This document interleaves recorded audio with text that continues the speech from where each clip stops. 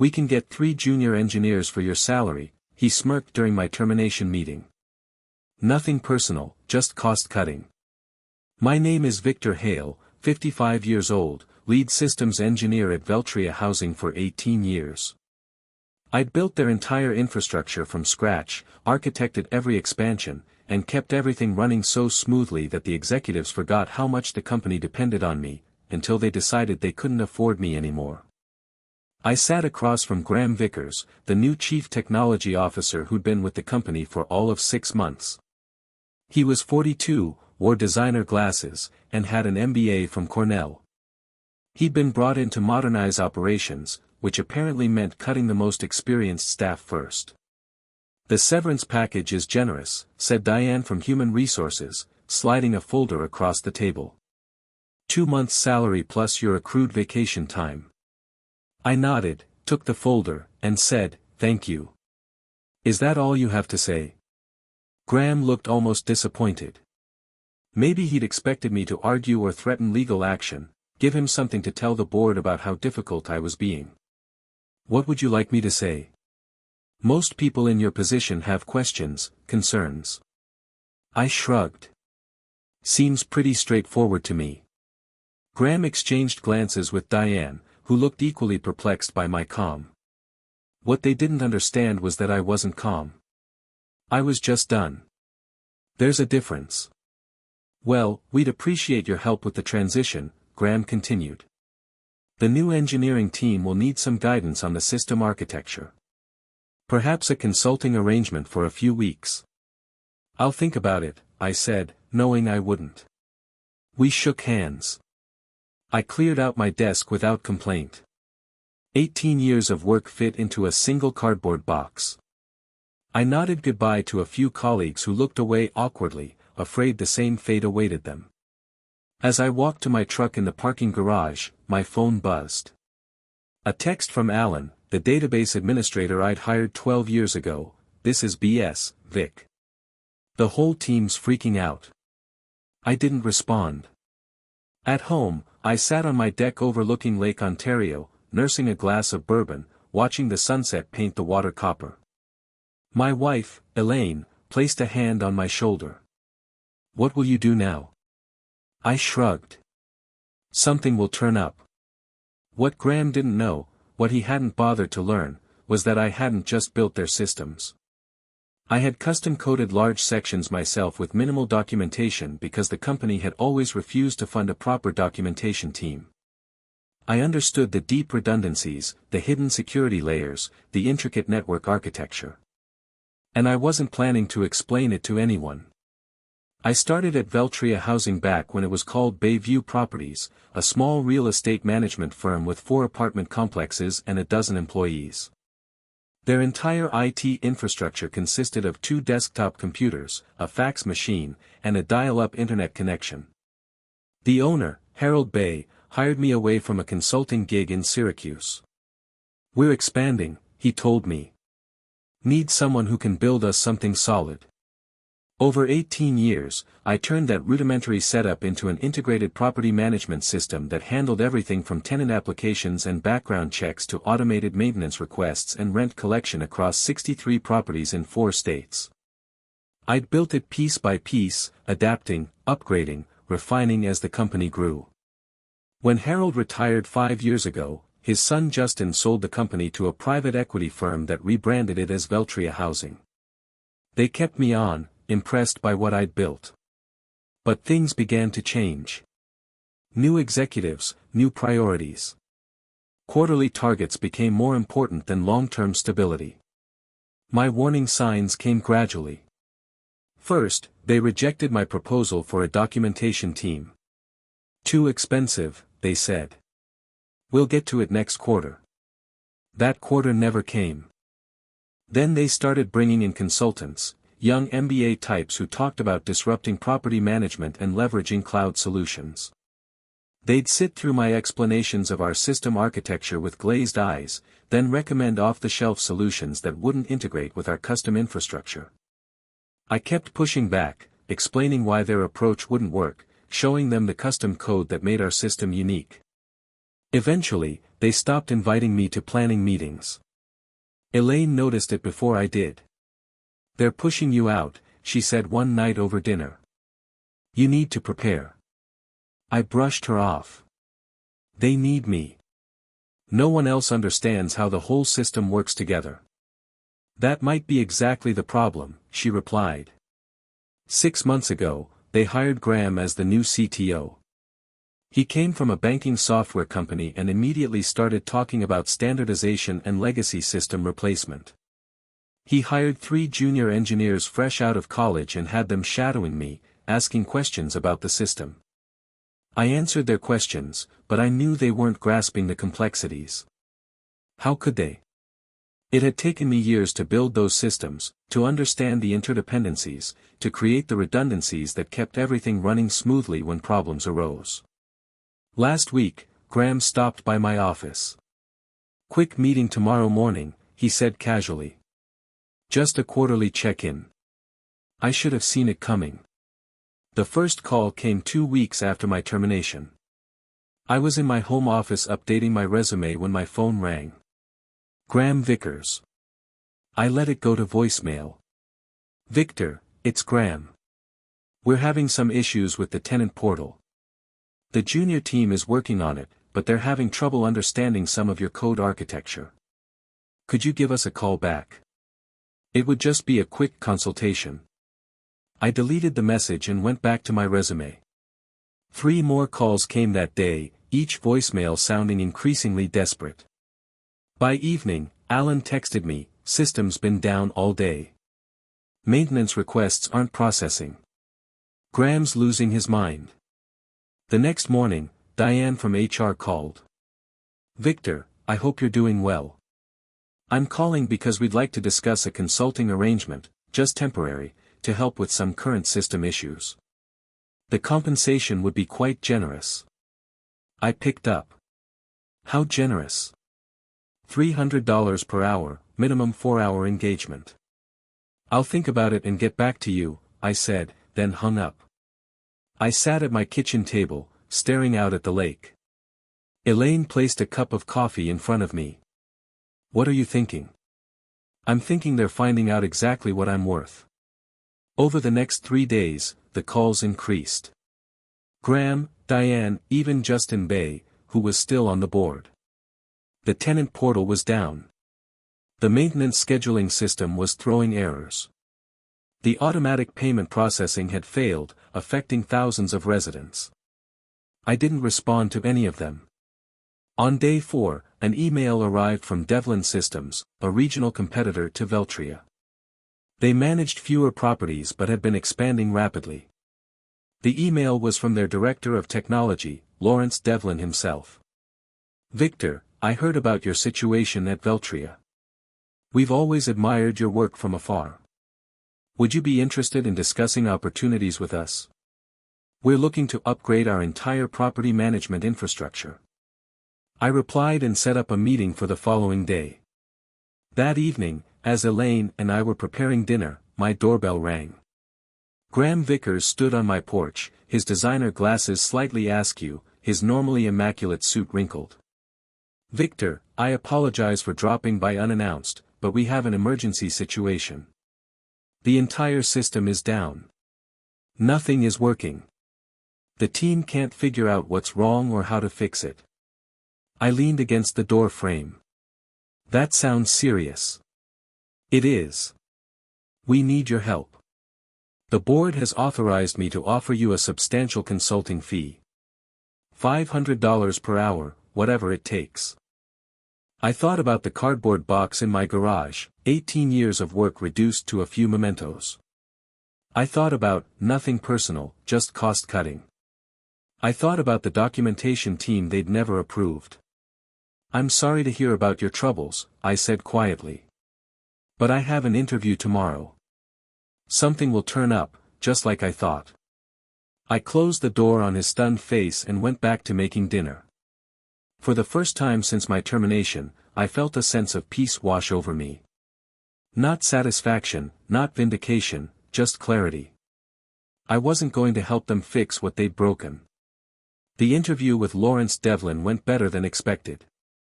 We met at a coffee shop in downtown Rochester, away from both companies' offices. "I've followed your work for years," Lawrence said, stirring his coffee. "That integrated property management system you built at Veltria is legendary in our industry. Nobody else has anything close to it." "Thank you," I said. "It took time. That's what I want to talk about. Time. We're looking to build something similar, but we don't want to start from scratch.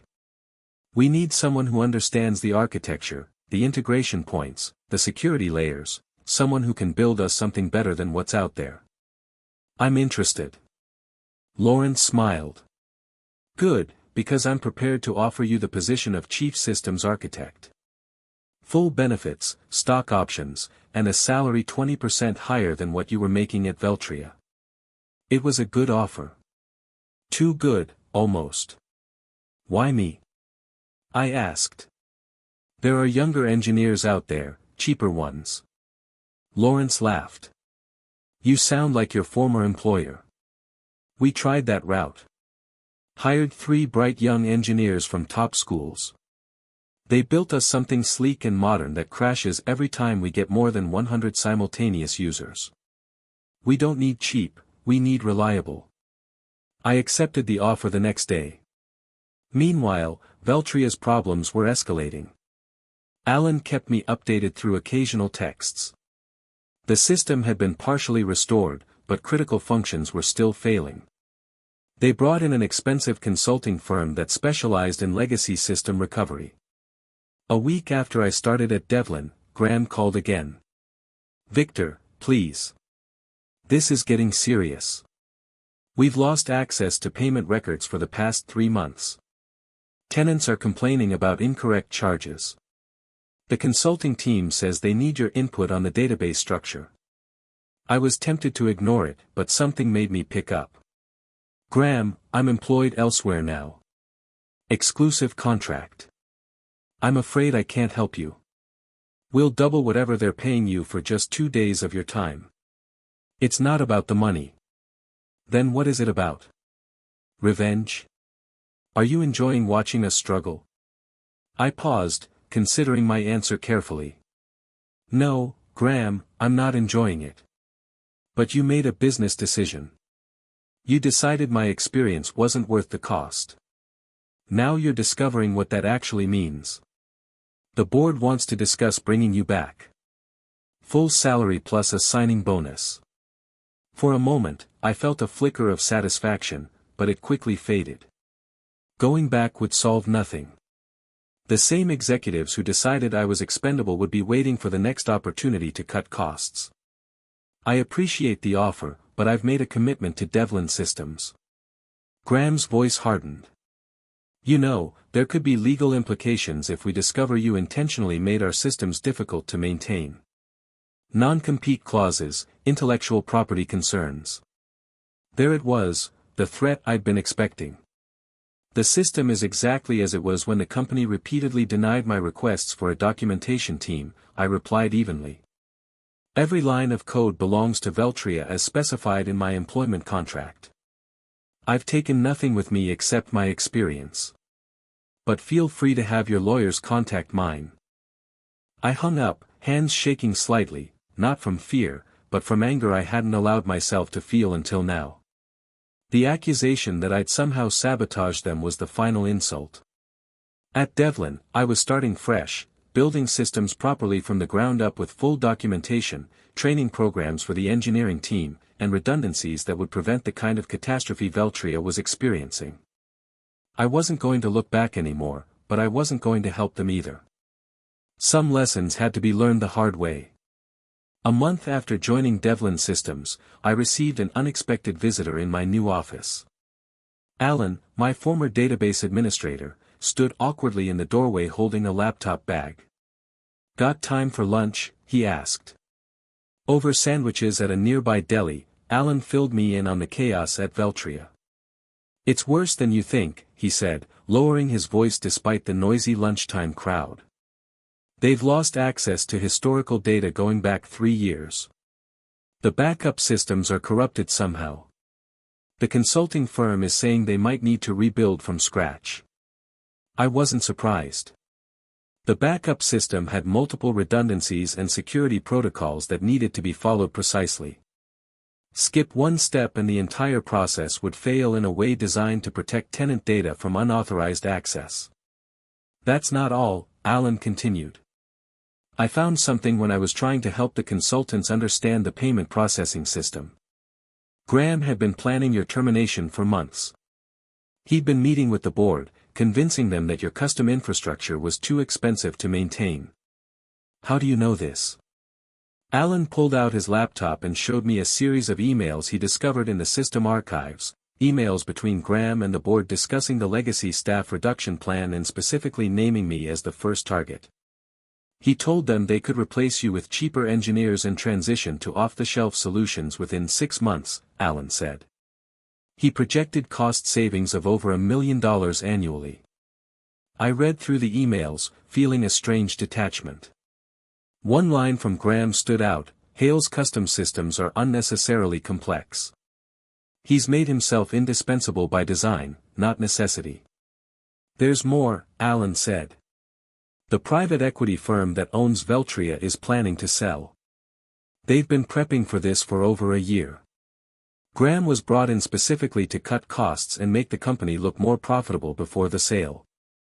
Now it all made sense. The push for standardization, the resistance to proper documentation, the sudden focus on reducing senior staff costs. It wasn't about improving the company. It was about dressing it up for a quick flip. Why are you showing me this? I asked. Alan closed his laptop. Because I quit yesterday. And I'm not the only one. Half the IT department has left. The consultants are estimating at least 6 months to restore full functionality, maybe longer. He hesitated. And because Veltria's biggest client, Westbrook Properties, is considering jumping ship. They've lost faith in the management system. I thought about the implications. Westbrook represented nearly 30% of Veltria's revenue. Losing them would be devastating, especially with a sale pending. What will you do now? I asked. Alan grinned. Actually, I was hoping Devlin might be hiring database administrators. Later that afternoon, I spoke with Lawrence about bringing Alan on board. He agreed immediately. We were building a team brick by brick with people who understood what it meant to create systems that lasted. That evening, I received another call from Graham. This time, his voice had lost its authoritative edge. Victor, please. The situation is critical. Westbrook is threatening to terminate their contract. The board is questioning my decisions. We need your help. I'm sorry, Graham. I can't help you. Name your price. Anything. It's not about price. It's about respect, for experience, for the work that goes into building something right the first time. The line was silent for a moment. You knew this would happen, he said finally. You knew exactly what would break and when. No, Graham. I just knew what I had built and what it took to maintain it. Information I tried to share many times. I ended the call feeling neither triumph nor regret, just the quiet certainty that some lessons can only be learned through failure. The opportunity came faster than I expected.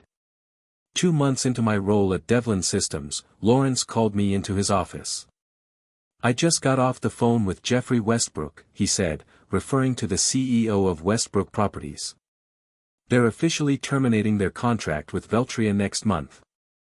They want to know if we can handle their portfolio. Westbrook Properties managed over 10,000 units across the Northeast. It would more than double Devlin's current operations. We're not ready for that kind of scale, I admitted. The new system is coming along, but it's only halfway there. Lawrence leaned forward. What would it take to get ready if we had to? I thought about it. 3 more senior engineers, dedicated server infrastructure, and at least 8 weeks of development time. Even then, it would be tight. Jeffrey's desperate. Veltria's failures are affecting their reputation with tenants. He's willing to give us 12 weeks and fund the infrastructure expansion. This was the moment, the turning point. If Devlin took on Westbrook and succeeded, it would establish us as a serious competitor in the industry. If we failed, it could sink both companies. Let me think about the architecture, I said. I'll have a plan by tomorrow. That night I barely slept. I sketched system diagrams, mapped data migration pathways, considered scaling challenges. By morning I had a plan, ambitious but achievable, a hybrid approach that would let us onboard Westbrook's properties in stages, minimizing disruption. When I presented it to Lawrence, he studied it carefully. "This is solid," he said finally. "But I notice you've included a substantial documentation phase that adds 3 weeks to the timeline." "It's non-negotiable," I replied. "That's where Veltria failed. We document everything from day one. We train the team on every component. No single points of failure." Lawrence nodded. "I'll take your word for it. Let's move forward." The next weeks were intense. We hired 5 more engineers, including 2 who had recently left Veltria. Alan built a database migration tool that could translate Veltria's data structure into our new system. I designed a modular architecture that could scale with Westbrook's needs. Halfway through the project, I received an email from Justin Bay, the former owner's son, who still sat on Veltria's board. "Victor, I want to apologize for how things ended. The board was misled about the implications of letting you go. Graham has been removed as CTO. We're struggling to recover and Westbrook's departure will hit us hard. If you're ever interested in coming back, the door is open." I didn't respond. 10 weeks into our 12-week timeline, we were ready for a staged rollout. Westbrook's smallest region, comprising 2,000 units in western New York, would migrate first. If successful, the remaining regions would follow. The day before the migration, Lawrence called me into his office again. A familiar face was waiting, Jeffrey Westbrook himself. "So, you're the systems architect," Jeffrey said, standing to shake my hand. "Lawrence has told me a lot about you. All good, I hope." Jeffrey smiled. "He says you've built us something that won't break down every time we add a new property, something that will grow with us." "That's the plan. I also hear you used to work for Veltria." I nodded, unsure where he was going with this. "They're in trouble, you know. The private equity firm is trying to sell, but with Westbrook leaving and their system still not fully functional, they're not finding many interested buyers." He paused. "Except one." "Who's that?" I asked, though I suspected the answer. "Devlin Systems," Lawrence said. "We're considering making an offer at a substantial discount to what they were valued at 6 months ago."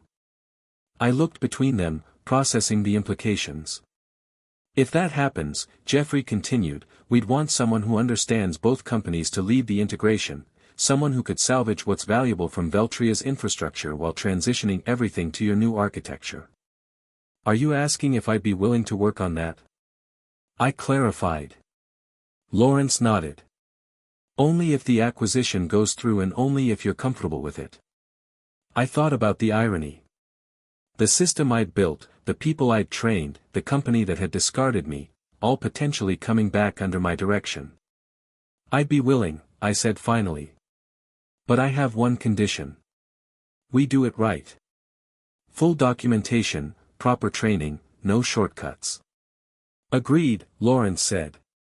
"We've learned that lesson." As I walked back to my office, I felt no vindication, no desire for revenge, just the simple satisfaction of knowing that good work done right eventually speaks for itself. 6 months later, I stood in the lobby of what had once been Veltria Housing's headquarters. The sign now read Devlin Integrated Property Management. The acquisition had gone through for less than a quarter of what the company had been valued at before my departure. Lawrence and I walked through the office, greeting former Veltria employees who would be staying on through the transition. Some looked away awkwardly, others smiled with relief. A few, those who had worked closely with me over the years, nodded with quiet understanding. Graham was gone, along with most of the executive team that had approved my termination. Justin Bay had stayed on as a consultant, helping ease the transition with legacy clients. When we reached the server room, my old domain, I paused. Through the glass, I could see the hardware I'd specified, the blinking lights of systems I designed. "Want to go in?" Lawrence asked. "No need," I replied. "We'll be migrating everything to the new infrastructure anyway." In the main conference room, the remaining Veltria staff had gathered for the announcement. Lawrence introduced me as the Chief Integration Officer who would be overseeing the technical transition. "Many of you already know Victor," he said. "He built the original systems that ran this company for nearly 2 decades. Now he'll be guiding us through the integration of both companies' technologies into something better than either had before." As I looked out at the faces, some familiar, some new, I felt no triumph, no desire to say, "I told you so." What would be the point? Instead, I spoke briefly about the transition plan, the timeline, the support that would be available to everyone during the process. I emphasized that no one would be left behind due to cost-cutting measures. The irony wasn't lost on anyone in the room. 1 year after the acquisition, Devlin Integrated Property Management had become the largest property management company in the Northeast. The migration was complete, with all properties now running on the new system I designed, fully documented, properly staffed, and functioning smoothly. On a crisp autumn morning, I drove to the office for a final meeting with Lawrence. The leaves along Lake Ontario had turned brilliant shades of red and gold, a fitting backdrop for the conclusion of this chapter. "The board approved your proposal," Lawrence said as soon as I sat down. "The Technical Education Division will launch next quarter. You'll have full autonomy to design the curriculum and hire instructors." This had been my condition for staying after the integration was complete. Not a higher title or more money, but the creation of a division dedicated to training the next generation of systems engineers and architects, teaching them not just how to code, but how to build things meant to last. "Thank you," I said. "That means a lot." "No, thank you," Lawrence replied. "What you've built here, it's remarkable. Not just the technology, but the culture around it, the documentation, the knowledge sharing, the emphasis on quality over quick fixes." Later that afternoon, I cleared out my integration office. Unlike my hasty exit from Veltria, this was a planned transition to my new role. As I packed my things, Justin Bay knocked on the door. "Got a minute?" he asked. We walked to the small courtyard outside the building. "My father asked about you," he said. "He's retired in Florida now, but he still follows company news. He was glad to hear you were back, in a manner of speaking." "How is Harold?" I asked. "Good. Fishing a lot." Justin paused. "He always said letting you go would be the biggest mistake this company could make. Turns out he was right."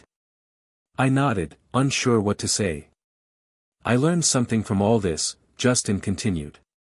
"Value isn't always visible until it's gone." As I drove home along the lake shore, I thought about value, the value of experience, of care taken, of doing things right the first time, about systems built to last and the people who build them. I hadn't sought revenge. I hadn't needed to. I'd simply moved forward, building something better, something that would outlast any individual decision or short-term thinking. Sometimes the best response to being undervalued is simply to prove your worth elsewhere and let the results speak for themselves.